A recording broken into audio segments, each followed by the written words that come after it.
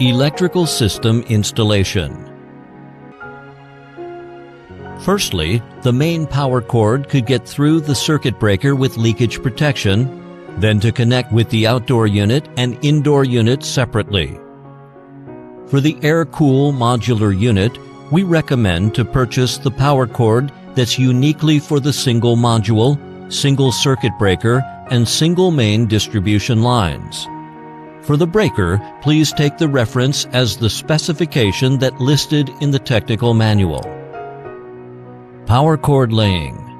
For three-phase power, it should use the cord that's three-phase with 5-wire.